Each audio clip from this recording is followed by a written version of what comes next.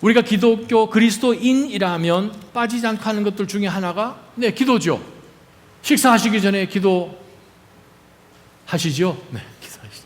잠자리 들기 전에 혹은 자리에 일어나서 제일 먼저 하나님 앞에 기도하죠. 참 기도가 우리 그리스도인의 생활 가운데 많이 익숙한데도 불구하고 때로 목회자가 집사님 저녁 예배를 위해서 기도해 주십시오. 그러면 그 부탁을 듣는 순간 그 집사님의 얼굴이 사색이 되십니다. 목사님, 다른 거는 다 하겠는데 이것만은 왜 그럴까요? 왜 기도가 그렇게 불편할까요? 우리가 기도가 너무 익숙한데 기도의 능력도 너무나 잘 알고 듣고 하나님 응답해 주시는 것도 저희가 아는데 때로는 우리가 생각하기를 기도는 정말 우리가 손을 뻗어서 겨우 다 할까 말까 다른 세상 것 같다, 다른 사람들이 하는 것 같다. 내가 기도하려면 뭔가 좀 뭔가 기도라고 할 때는 목소리도 좀 깔고 뭔가 좀 겸허하게 경건하게 좀 그렇게 해야 되는 것 아닌가라고 우리는 생각하기 때문에 기도가 불편한 거예요. 좀 특별한 그룹에 있는 사람들만 하는 것, 그 사람들이 전유물처럼 우리가 생각하면서 우리가 기도해야 되는 것이지만 좀 불편하다는 거예요. 그러면 제가 여러분에게 질문해 봅니다. 여러분은 언제 드렸던 기도가 제일 간절하던가요? 물불 안 가리고 기도하실 때가 언제 있던가요? 그것은 정말 하나님 앞에 하나님 정말 이게 너무너무 중요합니다. 간절합니다. 급합니다. 하나님 큰일 났습니다. 이러할 때는 하나님 앞에 기도하러 나올 때 넥타이 차고 하나님 잠깐만 기다리십시오 막 그렇게 하지 않지 않습니까? 있는 모습 그대로 앞뒤 가리지 않고 논리도 정론되지 않고 그냥 하나님 도와주세요. 목소리 깔지도 않고 하나님 도와주세요. 그냥 다른 사람 앞에 내가 어떻게 기도하는 모습으로 비춰지든 상관없이 기도하는 바로 그 순간이 간절한 기도죠. 너무나 급하니까, 너무나 간절하니까 다른 것이 전혀 상관없고 다른 사람이 나를 어떻게 보든지 상관없고 하나님 앞에 엎드리고 기도하는 바로 그 순간이 간절한 기도를 올릴 때입니다. 오늘 본문에 기도의 사람이 등장합니다. 바울은 기도의 사람이었습니다. 기도를 가르쳤고 많은 영적인 자녀들을 통하여서 교회들을 세우고 선교 여행을 통하여서 많은 하나님의 사람들을 만나서 기도를 훈련시켰던 기도의 사람이 오늘 에베소 성도들을 위해서 기도하는 구절이 오늘 본문에 나와 있습니다. 자, 오늘 본문을 통해서 내가 어떻게 하면 기도의 사람인 바울처럼 기도할 것인가, 내 기도가 무엇이 달라져야 될 것인가, 기도 안에 무엇이 들어가야 할 것인가 하는 그러한 내용으로 오늘 하나님의 말씀을 함께 보기를 원합니다. 15절 16절 말씀을 한번 보시기 바랍니다. 그러므로 주 예수 안에 있는 여러분의 믿음과 모든 성도들을 향한 사랑의 소식을 나도 듣고 내가 기도할 때마다 여러분을 생각하며 여러분으로 인해 감사하기를 그치지 않습니다 라고 바울사도 이야기합니다. 바울사도의 기도의 특징은 무엇인가 하면 저는 감사를 그칠 수가 없습니다. 감사를 그칠 수가 없다는 거예요. 기도의 제일 첫 마디에 제가 에베소에 살고 있는 사랑하는 믿음의 형제 자매들이여 당신들을 생각하며 기도 가운데 하나님 앞에 당신들의 이름을, 당신들의 상황을 언급할 때마다 내가 하나님 앞에 감사하지 않을 수 없으면 하나님이 하셨다는 거예요. 그래요. 바울 사도의 그 서신들을 보게 되면 특징들이 있습니다. 나 사도 바울은 예수 그리스도의 종인 사도는 뭐 이렇게 이야기를 하는 것 가운데서 바울 사도가 빠지지 않고 하나님 앞에 기도했던 내용이 뭐냐면 감사였다는 거예요. 바울 사도의 기도의 특징은 감사로 시작되었다는 거예요. 로마서 1장 8절요. 나는 무엇보다도 여러분의 믿음이 온 세상에 널리 알려지고 있기 때문에 예수 그리스도를 통해 내 하나님께 감사를 드립니다. 감사를 드립니다. 고린도전서 1장 4절. 나는 그리스도 예수 안에서 여러분이 받은 하나님의 은혜를 인해 여러분에 대해 항상 내 아버지께 감사를 드립니다. 빌립보서 1장 3절. 나는 여러분을 생각할 때마다 내 하나님께 감사를 드립니다. 골로새서 1장 3절. 우리가 여러분을 위해 기도할 때마다 우리 주 예수 그리스도의 하나님 아버지께 감사를 드립니다. 데살로니가전서 1장 2절, 우리가 기도할 때 여러분을 말하며 여러분 모두로 인해 항상 하나님께 감사를 드립니다. 데살로니가 후서 1장 3절, 형제들이여 우리는 여러분으로 인해 하나님께 항상 감사하지 않을 수 없습니다. 이렇게 하는 것이 마땅하기 때문입니다. 감사가 마땅하다는 거예요. 디모데후서 1장 3절, 나는 밤낮으로 기도하는 가운데 항상 그들을 기억하며 깨끗한 양심으로 조상 때부터 섬겨오던 하나님께 감사를 드린다. 빌레몬서 1장 3절, 내가 기도할 때 그들을 기억하고 내 하나님께 항상 감사드리는 것은 주 예수의 모든 성도에 대한 그대의 사랑과 믿음을 들었기 때문이다. 특히 빌레몬서 1장 3절 말씀은 에베소서 1장 15절 16절하고 똑같은 것 같아요.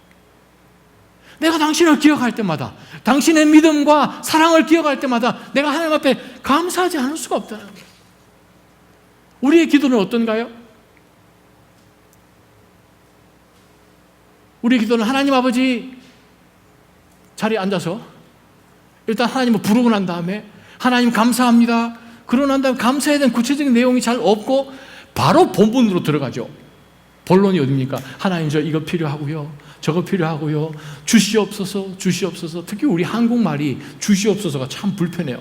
한 번은 제가 기도하면서 주시옵소서를 빼고 기도를 한번 해보려고 무진장 노력을 했는데 기도가 턱턱 막힙니다. 여러분 한번 해보세요. 주시옵소서 그걸 빼고. 참 힘들더라고요. 그래요. 바울 사도가 우리에게 보여주는 기도의 본, 특별히 에베소 성도들을 믿음 안에서 영적으로 성령 안에서 만나는 가운데 저들을 어떻게 해서 내가 저들을 encourage 해줄까 하는 가운데서 해줄 수 있는 기도, 그 기도를 통해서 우리에게 보여주는 것은 무엇인가? 그래요. 사랑하는 믿음의 성도 여러분, 우리의 모든 순간순간 속에서 하나님 앞에 감사할 수 있는 그 은혜가 있기를 원합니다. 왜 그런가요? 감사할 수 있다는 것은 무엇인가? 환경은 그렇지 않은데, 지금 내 상황은 그렇지 않은데, 목에까지 찼는데, 그러나 15절 보게 되면 그러므로란 말로 시작하는 것을 여러분 기억하시기 바랍니다. NIV 성경에 보면 for this reason 이렇게 이야기합니다. 무슨 reason이요? 무슨 이유가 있길래 하나님 앞에 감사할 수 있단 말입니까?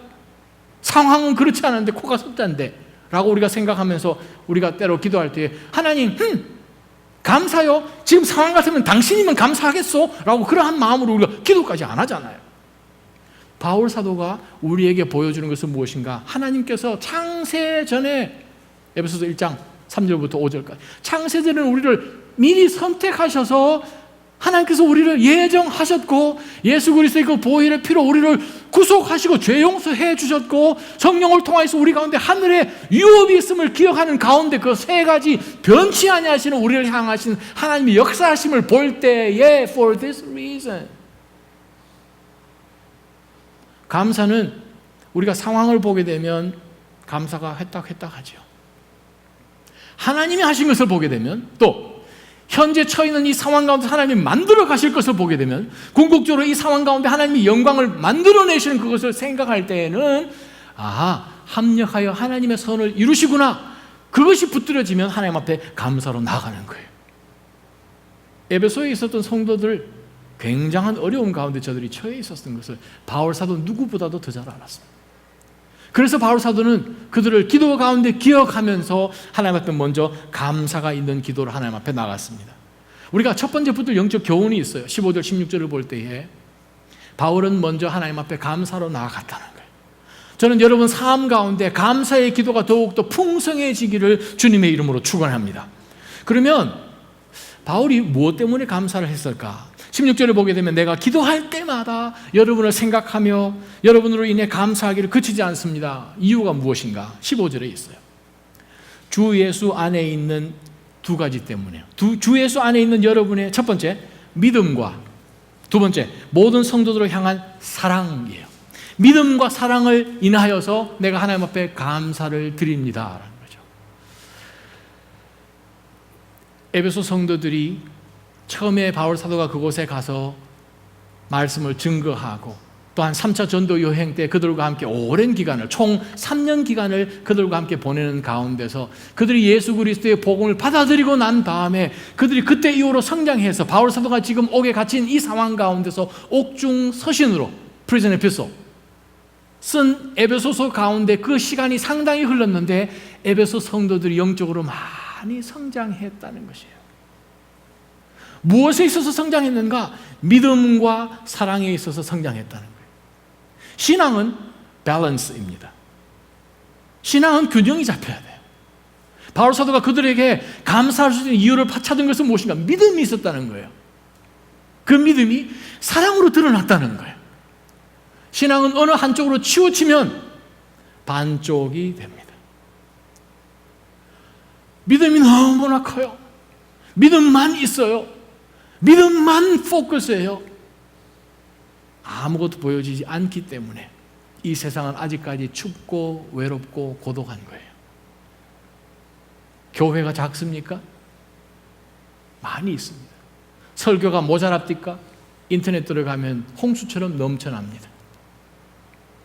말씀이 없어서가 아니라 말씀은 있는데 그것이 삶 가운데 사랑으로 드러나 있지 않음으로 인해서 말씀만 포커스를 하다 보니 바리새인이 되는 것이에요. 사랑만 포커스를 두면 무슨 일이 벌어집니까?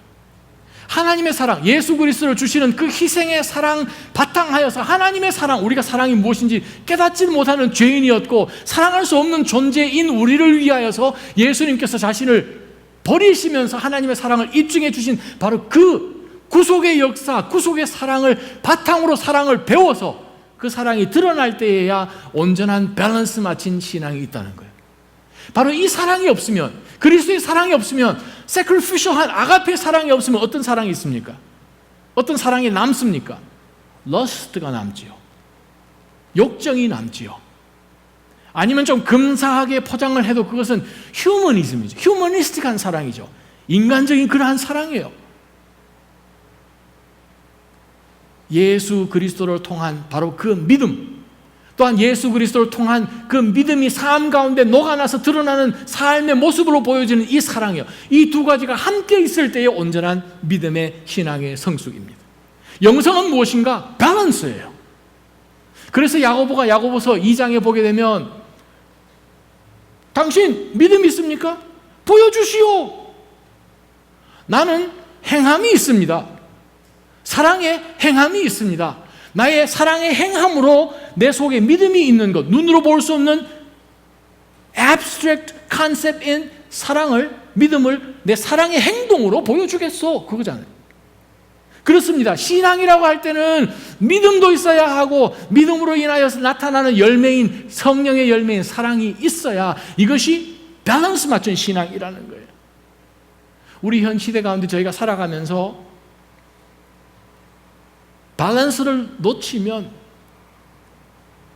그리스도를 닮아가는 성숙한 신앙이 아니라는 거예요. 섬김도 있어야 하고 희생적으로 임브레이싱하는 그 사랑도 있어야 하지만 바로 그것이 예수 그리스도를 믿는 믿음뿐만 아니라 에베소 성도들이 바울 사도를 통하여서 복음을 전해 들었을 뿐만 아니라 바울 사도가 지금 수년의 시간이 지났을 때 보니까 그들이 saving faith뿐만 아니라 sustaining faith죠. 매일같이 주님과 함께 동행하는 그 믿음, 모든 주어진 상황 가운데서 믿음으로 선택하는 바로 믿음의 마음으로 주님과 동행하는 믿음이 있었던 것을 바울 사도가 보았기 때문에 내가 여러분들의 믿음과 여러분들의 사랑을 볼 때에 하나님 앞에 감사하지 않을 수가 없습니다 라고 바울 사도가 고백을 했어요. 또 바울 사도가 하나님 앞에 감사할 수밖에 없는 이유가 세 번째 나오는데 15절 하반절이에요. 모든 성도들을 향한 사랑이라는 거예요. 내가 좋아하는 사람, 끼리끼리 모이는 우리 편, 우리 팀, 내가 있으면 편하고 내가 좀 이익이 될 만한 그러한 에베소 성도들은 모든 성도들을 향한 제뉴인한 사랑이 있었다는 거예요. 왜 세상 사람들이 기독교인들의 생각을 할 때 참 이상하지, 기독교인들은 사랑의 종교라고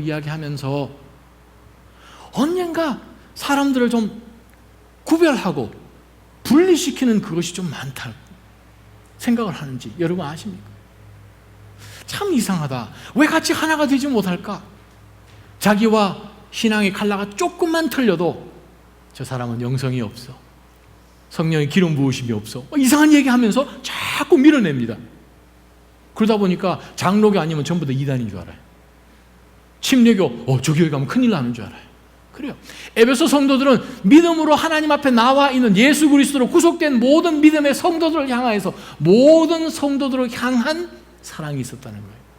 저는 사랑하는 낮아짐 교회의 모든 믿음의 성도들이 그 어떤 성도들이 오든지 인종이 달라도 말이 달라도 그리스도 앞에서 구속받은 그 은혜를 누리고 있는 구속받은 백성들이라면 얼마든지 우리의 팔을 벌리고 가슴을 벌려서 그들을 임브레이싱하는 낮아진 교회가 되기를 주님의 이름으로 축원합니다. 그것이 교회예요. 그것이 교회예요. 모든 성도들을 향하는 바로 그러한 사랑이 우리 가운데 다시 한번 불릴 듯 일어나는 그러한 교회가 되기를 주님의 이름으로 축원합니다. 첫 번째부터 영적 교훈은 무엇인가? 기도는 감사가 있어야 되는 거예요. 두 번째, 17절부터 19절까지의 말씀을 봅니다. 17절, 18절, 19절 함께 읽어봅니다. 시작. 우리 주 예수 그리스도의 하나님의 영광의 아버지께서 우리에게 지혜와 계시의 영을 주셔서 하나님을 알게 하시기를 기도합니다. 그가 여러분의 마음 눈을 밝게 하셔서 하나님의 부르심의 소망이 무엇이며 성도 가운데 있는 하나님의 유업의 영광의 풍성함이 무엇이며 하나님의 힘의 능력의 역사하심을 따라 믿는 우리를 위해 베푸신 하나님의 지극히 크신 권능이 어떠한지 여러분으로 알게 하시기를 기도합니다. 17절, 18절, 19절을 읽어보니까 바울 사도가 이 성도들, 에베소에 있는 성도들을 위해서 기도한 기도 제목이 두 개가 나와요. 왜 두 개일까? 많이 기도해 줘야 될 텐데, 길게 기도해 줘야 될 텐데, 하나님이 들으시는 기도는 중언부언하는 기도가 아니라는 거예요. 오래 장황한 기도를 해야 하나님이 들으신다고 생각하는 것은 예수님이 말씀하셨습니다. 바리새인의 기도라고 말씀하셨습니다. 바울 사도는 신앙생활에 있어서 가장 중요한 것을 놓고 간절하게 기도하는 것을 우리가 봅니다. 그것이 두 번째 영적 교훈이에요. 기도는 무엇인가? 간절하게 하나님 앞에 가장 중요한 것을 놓고 기도하는 거예요. 여러분이 언제 가장 간절하게 기도하던가요? 저희 아들과 딸 녀석들이 수년 전에 고등학교를 졸업하고 이제 대학을 가는데 아들 면허산까지 내려가서 졸업하고 기숙사에 데려다 놓고 올라오는데, 우와, 이놈의 자식이 뒤도 안 돌아봐요. 우리 딸 대학교에 졸업했어요. 아직도 보면 아직까지 아무것도 앞뒤 모르고 분간 못하는 애기 같은데 벌써 성장해서 이제 대학교 들어간다고 기숙사에 secular university죠. 크리스천 유니버시티가 아니고 거기다 남겨놓고 돌아온다고 여러분이 생각을 할 때에 여러분 자녀에게 해줄 수 있는 것이 없다고 딱 느껴지죠. 우와, 얘가 과연 여기서 서바이벌을 할 수 있을까? 밥이라도 찾아 먹을까? 혹시나 무슨 일이 있으면 어떡할까? 혹시 여러분의 자녀가 해외 파병이 되어서 군인으로 복무를 하고 있다? 부모로서 우리가 옆에 있지 못하기 때문에 눈에 보이지 않고 어떤 일이 있는지 우리에게 무슨 일이 있을지 모르기 때문에 우리가 할 수 있는 것이 무엇입니까? 없어요. 그러나 할 수 있는 것이 유일하게 기도밖에 나오지 않는 거죠. 간절한 기도로 하나님 앞에 나갈 수밖에 없는 거죠. 그런데 감사한 것은 기도가 우리 자녀에게 해줄 수 있는 최고의 것입니다. 아멘. 기도밖에 나오지 않지만 그 기도가 우리 자녀에게 해줄 수 있는 가장 최고의 선물이 되는 것은 기도는 하나님에게 하는 것입니다. 하나님은 응답하셔서 바로 역사하십니다. 바로 그것을 바울 사도가 기억하면서 하나님, 내 품을 떠난 우리 자녀들 아직까지 어린아이 같은데 하나님, 우리가 간절하게 기도하는 거죠. 그때 간절하게 기도하는 거예요. 바울 사도의 기도를 들여다보면 우리가 기도에 대해서 신앙생활 하면서 많이 배우잖아요. acts, A-C-T-S. 그죠? acts, 기도에는 adoration, 하나님을 찬양하는 것이 있어야 된다. C, confession, 하나님 앞에 회개하는 것이 있어야 된다. T, thanksgiving, 하나님 앞에 감사가 있어야 되고, 마지막 S, supplication, 구체적으로 하나님 앞에 간구하는 것이 있어야 된다. 그것이 우리 기도잖아요. 근데 가만히 사실 내가 하는 기도를 들여다보면 하나님 찬양하는 것, 회개하는 것, 감사하는 것, 간구하는 것, 이 중에 자, 여러분 대답 안 하셔도 좋습니다. 어디에 여러분이 한 8, 90%의 에너지와 시간을 보내시나요? 1번요? 오유, 4번이잖아요. 기도 그러면 우리가 여기에만 집중하잖아요. 여기에만 집중하잖아요. 근데 오늘 바울 사도는 두 가지를 구했어요. 바울 사도 마음 가운데 있었던 가장 중요한 것, 간절하게 전심을 다하여서 저들을 위해서 중보하는 이 기도 가운데 두 가지를 위해서 기도했어요. 첫 번째, 무엇을 위해서 기도했나? 17절에 우리 주 예수 그리스도의 하나님 영광의 아버지께서 에베소 여러분들에게 지혜와 계시의 영을 주셔서 하나님을 알게 하시기를 기도합니다. 첫 번째, 하나님, 저들이 하나님을 좀 더 알았으면 좋겠습니다. 그래요. 바울 사도가 에베소 성도들을 위해서 기도한 첫 번째 내용이 뭐냐? 하나님을 좀 더 알았으면 좋겠다. 이거 도대체 무슨 뜻인 것 같으세요? 에베소는 그래요, 로마 시대 때의 로마 제국에서 정말 잘 나가는 그러한 도시 중에 하나였고, 그 지역의 수도임은 물론이거니와 그 당대의 모든 유명한 대학들이며 의과대학이며 가장 큰 도서관이 거기에 있었고, 2만 5천 명이 동시에 들어가는 원형 경기장이 지금도 유물이 지금 남아서 반 정도가 지금 남아져 있죠. 고대 세계의 The Seven Wonders of the Ancient World, 그 고대 세계의 7대 불가사의라고 부르는 아덴의 신전이 거기 있었던 곳이에요. 로마 제국의 유일무이한 판테온 신전보다도 2배 반이 큰 그 굉장한 모든 왕들이 기둥 하나 세우면서 자기 이름 각인해달라고 봉헌해서 세운 굉장한 아덴의 신전이 있었던 도시예요. 그 말은 그 도시가 얼마나 음란했겠습니까? 신전에 예배하러 가기 전에 신전에 있는 모든 창기들과 몸을 썩고 올라가는 희한한, 그렇게 익스트림하게 세큘러 할 수밖에 없는 그 도시에 살고 있는 성도들, 안팎으로 저들은 굉장한 핍박과 질시와 조롱당함과 손해봄 가운데 그들은 살았어요. 그들에게 필요한 기도들이 오히려 더 많이 있었는지도 모르겠어요. 하나님 피할 길을 주십시오. 하나님 막아주십시오. 저들에게 다른 큰 물질의 복을 주십시오. 건강해 해주십시오. 여러 가지 많이 있었을 것 같은데 바울 사도는 어려운 상황 가운데 있는, 핍박 중에 있는 에베소 성도들에게 한 첫 번째 기도가 뭐냐면, 하나님, 저는 저들이 하나님을 좀 더 알았으면 좋겠습니다. 아니, 바울 사도가 에베소를 2번이나 있었잖아요. 총 3년 동안 있었잖아요. 바울 사도가 그들과 함께 있는 동안에 하나님 어떤 분이신지 말씀 전하지 않았을까요? 충분히 가르쳤죠. 그러면 바울 사도가 지금 하나님을 좀 더 알았으면 좋겠습니다는 뜻이 무엇인가? More information? 아니라는 거예요. 에베소 성도들은 하나님에 대해서 충분히 알고도 알았습니다. 근데 지금 바울 사도가 기도하는 것은 무엇인가? 펠로십이라는 거예요. 하나님과의 관계라는 거예요. 하나님과의 깊은 인티머시가 있는 바로 그것. 하나님, 저들이 하나님과 정말 깊은 관계 속에, 깊은 사귐 속에 들어갔으면 좋겠습니다. 그거죠. 그러면 무엇이 달라집니까? 하나님과 깊은 관계 속에 들어가면 일어나고 있는 모든 상황 가운데서 그것을 넘을 수 있게 되죠. 왜? 하나님이 어떤 하나님이신지 알게 되니까. 그들이 처해 있는 상황 가운데 하나님 길이 없습니다. 다 막혔습니다. 하나님, 어찌 이런 일들이 일어납니까? 하는 가운데서 하나님을 깊이 알게 되면, 모든 능력의 하나님을 깊이 알게 되면 하나님 하신다. 하나님 예수 그리스도를 아끼지 않고 보내셔서 죽이셨는데, 나를 위해서. 다른 것을 하나님께서 숨기실까? 다른 것을 하나님께서 주지 않으실까? 그것은 있을 수 없는 로직이라는 거예요. 하나님을 깊이 알게 되면 상황이 어떠하든지 간에 그것을 브레이크 스루 할 수 있는 능력을 하나님께서 우리 가운데 부어주신다는 거예요. 바로 그것을 위해서 바울 사도가 기도했지요. 또한 바울 사도가 무엇을 위해서 기도했습니까? 하나님, 저들에게 하나님을 알게 하시기를 원하는데 무엇을 통해서? 지혜와 계시의 영이요. 지혜, 통찰력이에요. 지혜. 분별하는 것, 인사이트죠. 계시의 영, 계시, 레벨레이션은 무엇입니까? 하나님께서 하나님 스스로를 드러내 주시는 거예요. 하나님은 영이시기 때문에 하나님께서 드러내 주시는 바로 그 영을 통하여서 영으로 만나지 않으면 하나님을 더 깊이 알 수가 없는데, 하나님이여 저들에게 지혜와 계시의 영, 마음, 우리가 개역 개정에 보면 계시의 마음을 정신이라고 표현하죠. 지혜와 계시의 정신을 저들에게 더하여 주십시오. 마음, 태도를 더하여 주십시오. 그래서 저들이 하나님과 깊은 교제가 있기를 원합니다.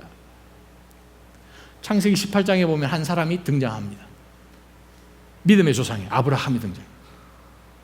아브라함이 장막에서 더운 날씨에 부채를 붙이고 있는데 저기에서 한 무리의 사람들이 옵니다. 보니까 하나님의 사람들인 거예요.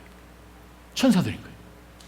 그들을 마중 나가서 영접하고 식사를 빨리 대접하고 시원한 그늘 가운데 쉴 수 있도록 도와주고 그들에게 쉴 수 있는 쉼을 주었죠. 이미 아브라함은 하나님과 동행하는 사람이었습니다. 하나님의 사람이고 기도의 사람이고 영의 사람입니다. 영의 사람이 하나님께서 보내시는 영의 사람들을 파악하고 분별한 거죠. 모셨죠. 하나님과 깊은 교제가 있는 이 아브라함을 통해서 하나님은 창세기 18장 말씀하십니다. 내가 지금 너에게 내가 하려는 것을 숨기랴? 라고 말씀하시면서 소돔과 고모라를 향하여서 하나님이 하실 일들을 아브라함에게 천기를 누설하신다는 거예요. 여러분, 이것이 지혜와 계시의 영입니다. 하나님께서 여러분의 삶, 여러분이 처해 있는 그 상황 가운데 사시는 그것을 지혜와 계시의 정신을 통해서 우리가 주시는 거예요.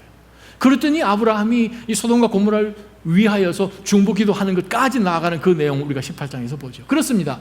우리가 하나님과 깊은 교제, 사귐이 있으면, 지혜와 계시의 정신이 있으면 그렇습니다. 하나님을 더 깊이 알게 된다는 거예요. 저는 낮아짐 교회에 있는 모든 믿음의 성도들이 참으로 지혜와 계시의 영, 지혜와 계시의 정신이 있어서 하나님과의 그 교제가 점점점 더 깊어지기를 주님의 이름으로 축원합니다. 이것이 살아있는 교회예요. 이것이 영적으로 펄떡펄떡 뛰는 교회죠. 그 교회를 통해서 하나님은 역사하십니다. 바로 그 교회, 쓰임받는 교회가 되기를 주님의 이름으로 축원합니다. 하나님이 말씀하십니다. 낮아짐 교회 성도들이여, 내가 너희들에게 무엇을 숨기랴? 내 마음속에 있는 것을 내가 너희들에게 보여주리라. 기도하는 것 가운데 여러분 상황 가운데 향하신 하나님의 창세전에 계획하신 His Master Plan을 여러분에게 보여주기를 주님의 이름으로 축원합니다. 이것이 교회예요. 18절 19절 하반절까지, 상반절까지 보게 되면 또 기도하는 것은 두 번째 기도가 뭘 기도했는가 하면, 하나님이여, 하나님께서 에베소 성도들의 마음의 눈을 밝혀 주옵소서. 마음의 눈을 밝혀달라고 기도한 거예요. 마음의 눈을 밝혀달라고 기도했다는 뜻은 그들이 either 눈을 half만 떴다든지 아니면 영의 눈이 감겨있다든지 그거죠. 지금 온전히 확 뜨야 되는데 눈이 감겨있다는 거예요. 하나님이여, 에베소 성도들의 영의 눈을, 마음의 눈을 뜨게 해 주옵소서. 그것을 위해서 기도했어요. 저는 낮아짐 교회 모든 믿음의 성도들이 날씨가 더워서 지금 피지컬한 눈도 지금 가물가물한데 영의 눈이 확 열리기를 주님의 이름으로 축원합니다. 오늘 아침에 제가 일어나서 이제 주일을 준비하고 하는데 이제 아내가 식사 준비를 아주 맛있게 했어요. 근데 unusual한 플레이트이 나왔어요. 우와, 리조또. 여러분 아십니까? 치킨 캐스롤을 하신 거예요. 네, 저분께서. 그래서 이제 캐스롤이 있는데 평상시 우리가 밥을 먹잖아요. 그래서 와, 저희 딸이 아직 내려오기 전이었습니다. 저희 집은 항상 저희 딸과 제가 경쟁을 하죠. 음식에 있어서. 근데 이제 저희 따님도, 저희 딸도 오늘 무슨 설교할 게 있다고 뭐 열심히 설교 준비하고 이제 내려오는데 제가 한 1분 정도 빨리 내려왔어요. 그래가지고 캐스롤이 있었어. 와, 이거 뭐냐? 어떤 분 드릴 거냐? 했더니 우리 먹는 거라고. 그래서 숟가락을 들고 이제 와, so good. 1분 후에 딸이 내려왔어요. 딸이 내려와서 그래가지고 부엌에 들어서 엄마 뭐 먹어? 그러더니만 자기가 알아서 밥을 떴어요. 밥통으로 가더이다. 캐스롤이 있는데도 불구하고 그냥 밥통으로 직행을 하더니 밥통을 열어서 밥을 펐어요. 그리고 이제 부엌으로 들어가서 어제 저녁에 먹었던 김치찌개, 네, 그걸 이렇게 해가지고 데워서 이제 자리에 딱 앉으면서 아빠 플레이트를 보는 순간 제가 이렇게 보니까 우리 딸아이 눈이 2배로 커졌어요. Dad, what is that? 제 쟁반에 있는 게 뭐냐는 거예요. 그래서 제가 딸에게 얘기했습니다. 내가 오늘 설교할 내용이 Open your eyes다. 딸아, 눈을 떠라. 아빠 그거 어디서 났어? 눈을 떠라. 그랬더니 제 옆에 있는 캐서롤을 그제서야 본 거예요. 그렇습니다. 우리는 영의 눈을 떠야 돼요. 영의 눈을 뜨지 않으면 육의 눈만 보고 하는 거죠. 육의 눈만 보면 이 땅에 속해 있는 것만 보는 거예요. 바울 사도가 에베소에 있는 성도들을 위하여서 기도하는 것이 뭔가? 하나님이여, 저들로 하여금 마음의 눈이 띄어지기를 원합니다. 마음의 눈을 떼야 돼요. 마음의 눈을 뜨면 그럼 무엇을 봐야 합니까? 하나님, 저들로 하여금 마음의 눈이 떼어져서 3가지를 보기를 원합니다. 첫 번째, 무엇을 보는가? 하나님, 저들의 마음 눈을 밝게 하셔서 첫 번째, 하나님의 부르심의 소망이 무엇인지 보게 해주십시오. 부르심의 소망이요. 과거 이야기입니다. 하나님이요, 성도 가운데 있는 하나님의 유업의 영광의 풍성함이 무엇인지 그 미래입니다. 하나님이요, 힘의 능력의 역사하심을 따라 믿는 우리를 위해 베푸신 하나님의 지극히 크신 지금 권능이 어떤 현재입니다. 과거와 미래와 현재를 하나님이 다 커버하시는 거예요. 하나님은 영원 전부터 영원 후까지 계시는 유일무이하신 하나님으로 하나님께서 여러분을 창세전에 선택하시고 지금도 하나님의 무한한 능력으로 여러분을 보호하고 계시고 앞으로 하나님께서 주실 예수 그리스도의 모든 유업을, 기업을 믿음의 모든 성도들에게 주셨다는 거예요. 하나님이 3가지를 봤으면 좋겠습니다. 육의 눈으로는 볼 수 없는 것들이에요. 첫 번째는 무엇입니까? 하나님, 저들이 부르심의 소망, 한마디로 표현하면 소명의식이죠. 소명. 하나님, 저들이 하나님 부르셨다는 것을 깨달았으면 좋겠습니다. 우리가 보통 소명이라고 하게 되면 개인이 갖는 어떤 직업 같은 거, 뭐 라이프스타일 같은 거, 아니 어떤 사역이나 섬기는 그 어떤 것에 우리가 소명이라고 생각하지만 그것보다도 훨씬 범위가 광범위한 것이죠. 하나님께서 분명한 목적을 가지고 우리를 부르시고 구속으로 부르시고, 존 스타트 목사님은 이렇게 이야기하십니다. 하나님은 우리를 그리스도에게로 부르셨고 거룩하고 평강과 고난과 영광으로 부르셨습니다. 즉 그리스도를 알고 사랑하고 순종하고 섬기며 주님과 사귀고 서로 사귀고 현재의 고난 넘어 언젠가 드러날 영광을 소망하면서 살아가는 새 생명 가운데로 우리를 부르셨습니다 라고 말씀하셨습니다. 그렇습니다. 하나님께서는 여러분을 부르시되 목적을 가지고 부르셨다는 거예요. 개인으로 하나님이 여러분을 부르셨을 뿐만 아니라 가정으로도 하나님 부르셨어요. 결혼을 하고 보니 우와, 이 집안 왜 이런겨? 영적으로 캄캄하구만. 하나님이 부르셨다는 거예요. 그 가정에 여러분을 마치 룻처럼 부르셨다는 거예요. 여러분을 통하여서 너가 예수 그리스도를 믿으면, 주 예수를 믿으라, 그리하면 너와 내 집이 구원을 얻는 거예요. 여러분을 통해서 하나님의 놀라운 능력이 그 가정과 가문을 트랜스포밍하기 위해서 여러분을 부르셨다는 거예요. 하나님이 교회를 부르셨습니다. 그레이터 보스턴 이 지역에 교회가 없어서요?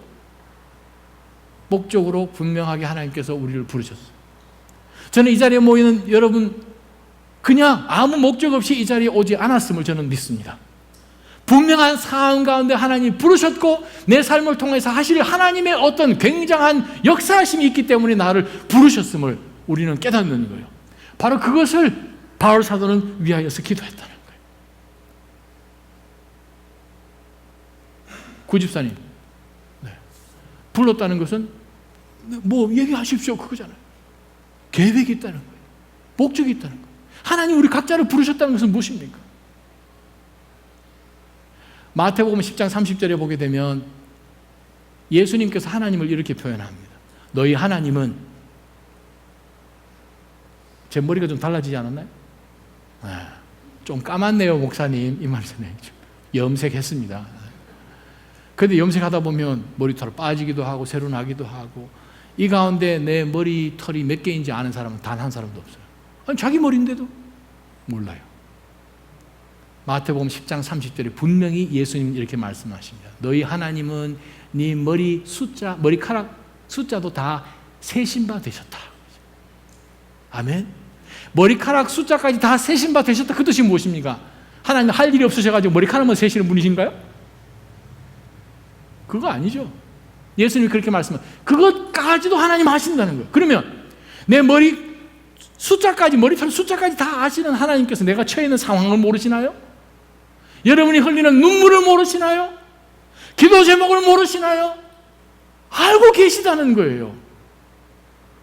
그러면 뭐가 달라집니까? 이 상황으로 나는 끝나지 않는다는 거죠. 여기서 끝나지 않는다는 거예요. 하나님이 부르셨기 때문에 이 상황을 통하여서 하나님 하실 일이 있다는 거예요. 그것이 소명의식이에요. 나를 부르셨습니다. 목적을 위해서 부르셨습니다. 그것을 우리가 깨닫게 되면 여러분이 처해 있는 어떤 상황 속에서 그것을 충분히 브레이크스루 하고도 남은, 바로 그것을 위해서 바울 사도는 기도했다는 거예요. 아브라함이 그랬습니다. 이삭이 그랬고, 야곱이 부르심, 요셉 상황 가운데서 하나님께서 나에게 보여주신 그 꿈이 있는데 난 포기 못합니다. 사람들로 잊혀지고 형제들로부터 잊혀지고 노예로 팔리고 거기서 모함을 당해서 감옥에 갇히고 조금 도와줬는데도 불구하고 2년 동안 또 숨겨지고 잊혀지고 끝이 아니라는 거예요. 저는 여러분 삶 가운데 하나님께서 현재 처해 있는 그 꽉 막혀있는 상황 가운데 브레이크 스루 해주시는 바로 그 하나님의 능력이 여러분 삶 가운데 드러나기를 주님의 이름으로 축원합니다. 바로 그 교회가 되어야 됩니다. 바로 그 성도가 되어야 됩니다. 두 번째 바울 사도가 저들의 마음 눈을 띄워주셔서 뭘 보기를 원하셨는가 하면, 하나님, 성도 가운데 있는 하나님의 유업의 영광의 풍성함이 무엇인지를 알기를 원합니다. 하나님, 저들로 하여금 영의 눈을 떠서, 마음의 눈을 떠서 하나님이 뭘 준비하셨는지, 하늘에 도대체 어떠한 기업이 있는지 좀 알았으면 좋겠습니다. 하나님이요, 저들로 하여금 육의 눈을 뜨는 것이 아니라 영의 눈을 떠서 하나님이 예배하신, 하나님이 손으로 지으신, 사람의 손이 아닌 도성을 보게 하옵소서. 그거잖아요. 히브리서 11장 말씀, 그 말씀 아니에요? 아브라함이 하나님께서 부르셔서, 소명의식 부르셔서 갈대아 우르를 떠났습니다. 네 아비, 친척, 가족을 떠나는 거예요. 민족을 떠나는 거예요. 나라를 떠나는 거예요. 아버지께서 같이 동행했습니다. 조카 롯이 같이 동행했어요. 하란까지 가서 아버지 테라가 죽습니다. 그러고 난 다음에 그들이 남방으로 내려와서 바로 가나안 지방까지 도달하게 됩니다. 도달하는 그때에 상황이 벌어지죠. 이제 정착을 해야 되는데 하나님 인도하신 땅이니까. 아브라함은 삼촌입니다. 족장입니다. 페이트라. 그 가문의 장입니다. 시니어리티가 있는 거예요. 리더십이니까. 먼저 선택해야죠. 조카, 너 걔 물러거라. 너부터 선택해야지. 근데 아브라함이 아브라함이 자기 조카 롯에게 뭐라고 얘기합니까? 뭐라고요? 네가 우하면 내가 좌하고 네가 좌하면 내가 우하랴. 누가 먼저 선택하는 거야? 누가요? 조카가 먼저 하는 거예요. 어떻게 이게 가능한가? 아브라함은 영의 눈이 띄은 사람인 거예요. 육으로 선택하지 않은 거예요. 네가 무엇 선택하든지 간에 나는 상관없다. 나는 아버지만 붙들면 된다는 거잖아요. 바로 이것이 믿음이요. 바로 이것이 눈을 뜨는 거예요. 저는 여러분의 눈이 영적으로 뜨여져서 하나님이 예배하신 것을 보는 기업을 가진 사람인 것을 놓치지 않기를 주님의 이름으로 축원합니다. 이것이 없으면요, 세상을 보지요. 부럽지요. 큰 거 먹고 싶고 큰 집에 살고 싶고 뭔가 좀 하고 싶은데 여기서 하나님을 보지 않으면 그것은 소돔과 고모라에 불과합니다. 마음의 눈이 열려서 하나님께서 저와 여러분을 믿음 가운데 있는 그리스도의 보혈로 구속함을 받은 백성들을 위하여 하늘에 주님께서 준비하신 기업이 inheritance, 유산이 무엇인지 알게 되면 우리의 신앙의 모습, 삶의 스타일이 완전히 달라집니다. 이것이 중요한 거예요. 하나님 이거 주십시오, 저거 주십시오가 아니라 하나님, 저는 하나님을 더 가까이 알기를 원합니다. 하나님께서 그리스도를 통하여서 나에게 준비하신 그 유업이 무엇인지 알기를 원합니다. 그거예요. 세 번째, 바울 사도가 저들을 위해서 하나님 저들의 영의 눈이 떼면 이거 꼭 보기를 원합니다. 세 번째 뭡니까? 19절에 나오죠. 하나님의 힘의 능력의 역사하심을 따라 믿는 우리를 위해 베푸신 하나님의 지극히 크신 권능이 무엇인지 하나님 알았으면 좋겠습니다. 그래요. 하나님의 능력을 알았으면 좋겠습니다. 제발 하나님이여 저들의 눈을 띄게 해주셔서 저들의 영의 눈이 띄어서 하나님의 그 incomparably great power, 그렇게 NIV 성경 번역합니다. 도대체 어떤 것과 비교할 수 없는 지극한, 그 지극한이라는 단어가 희한한 단어예요. 헬라말로 후페르발로란 말이에요. 후페르발로 그 말은 여기에 있는 것이 아닌 그 뜻입니다. 다른 세계의 것이란 뜻이에요. 포텐셜, 굉장한, 캐패시티가 굉장한 그 뜻입니다. 그 말은 무엇인가? 하나님이요, 하나님의 능력이 우리가 주변에 보는 그러한 수준의 레벨이 아니라 다른 것인 것을 보게 하여 주옵소서. 바로 그것을 바울 사도는 이 에베소 성도들을 위해서 기도했다는 거예요. 도대체 그 하나님의 지극한 크신 권능이 무엇인가? 20절에 나오잖아요. 무엇입니까? 죽음 가운데서 생명을 만들어내시는 부활의 능력이요. 믿음의 성도는 이 부활의 능력을 가진 사람들입니다. 우리는 부활의 능력을 가짐으로 인하여서 어떤 상황, 죽음에 있는 상황 가운데서도 죽음을 향하여서 사망아, 너의 이김이 어디 있느냐? Death, oh death, where is your victory? Oh death, where is your sting? 쏘는 것이 어디 있느냐? 라고 외칠 수 있는 것은 무엇인가? 부활이 있기 때문에 그렇습니다. 이 땅 가운데 우리가 죽어져도 우리는 부활한다는 거예요. 이 상황 가운데 내가 잊혀지는 것 같아도, 손해보는 것 같아도 우리는 부활한다는 거예요. 부활의 영이, 부활의 신앙이 우리 가운데 있는 한에 있어서는 그렇습니다. 우리는 이 세상의 어떤 상황 속에서도 애워싸움을 당하지 않습니다. 거꾸로 뜨림을 당하지 않습니다. 거꾸로 뜨림을 당하여도 하나님은 다시 이렇게 세우시기 때문에 그렇습니다. 여러분 상황에 무엇이 말라 비틀어진 뼈 무더기처럼 에스겔 골짜기에 있는 마른 뼈 같은 상황 가운데 여러분이 계시는가요? 하나님이요, 여기에 무슨 일이 벌어지겠습니까? 우리 자녀 문제, 내가 일하는 직장의 문제, 공부하는 것, 스테이터스며 하나님 크고 작은 것, 하나님 여기에 뭐가 안 나올 것 같다는 거예요. 하나님이 에스겔에게 말씀하십니다. 37장에 에스겔아, 이 뼈들이 살겠느냐? 능히 살겠느냐?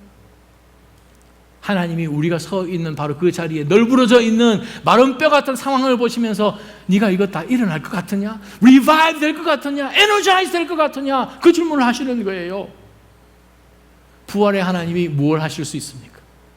죽은 예수 그리스도를 능력 가운데서 살리신 것처럼 믿음으로 하나님과 세례를 통하여 하나가 된, 예수 그리스도와 하나가 된 모든 믿음의 성도들도 동일하게 예수 그리스도를 살리셨듯이 우리도 살리셔서 새 생명 가운데 살게 하는 그 능력, 로마서 6장 4절 말씀, 바로 그 말씀의 역사가 우리 가운데 있다는 거예요.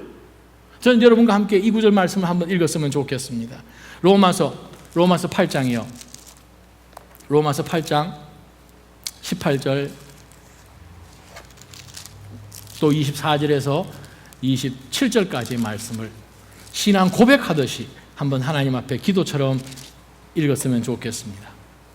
로마서 8장 18절 시작. 현재 고난은 앞으로 우리에게 나타날 영광과 좋게 비교할 수 없다고 믿습니다. 24절부터 27절. 이는 시작. 이는 우리가 이 소망 가운데 구원을 받았기 때문입니다. 그러나 눈에 보이는 소망은 소망이 아닙니다. 보이는 것을 누가 소망하겠습니까? 만일 우리가 보지 못한 것을 소망한다면 참고 기다려야 합니다.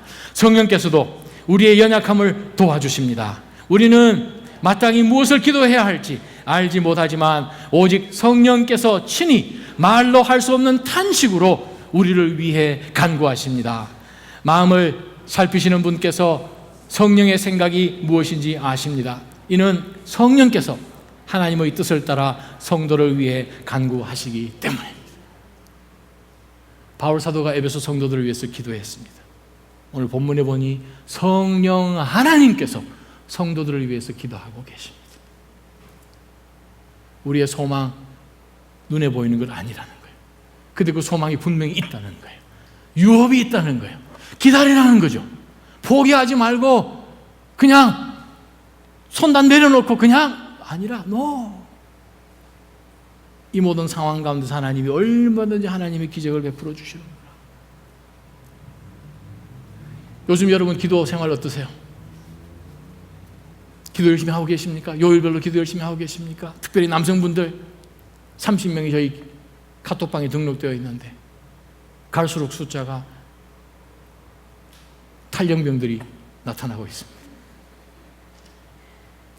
언제 한번 출석을 확 부르려고 제가 생각합니다. 우리 생각합니다. 기도할 때 목사님 그러면 제가 산에 가야 되겠군요. 산기도. 여기는 소나무는 잘 없으니까 오크 뿌리를 하나 뽑을까요? 일주일 금식을 할까요? 그럼 이제 날 잡아야 돼요. 그러면 하나님은 당장 듣기를 원하십니다. 그러면 내가 뭘 하면 될까? 그래요. 무슨 기도가 제일 간절하겠습니까? 무슨 기도가 가장 파워풀하겠습니까? 전심으로 하나님 앞에 드리는 거죠. 어떻게 하면 되겠습니까? 여러분이 앞뒤 생각하지 않고 하나님 앞에 꼭 하고 싶은 몇 마디 말이 있을 거예요. 하나님 앞에 이걸 꼭 내가 알아야겠다, 토로해야겠다 하는 그 내용을 하나님 앞에 가지고 나가는 거예요. 하나님, 제 속에 있는 마음이 이거예요. 하나님, 도와주십시오. 거기서부터 역사가 이루어집니다. 저는 다음 주일에 왔을 때 서로서로의 여러분들이 얼굴을 못 알아봤으면 좋겠습니다. 변해가지고 변화산에서 내려오신 것처럼 변해가지고 다 수건을 하나씩 다 가지고 오셔서 휘감고 예배 오시기를 바랍니다. 바로 그러한 기적을 체험하는 이 한 주가 되기를 주님의 이름으로 축원합니다. 한번 기도하며 하나님 앞에 나아갑니다.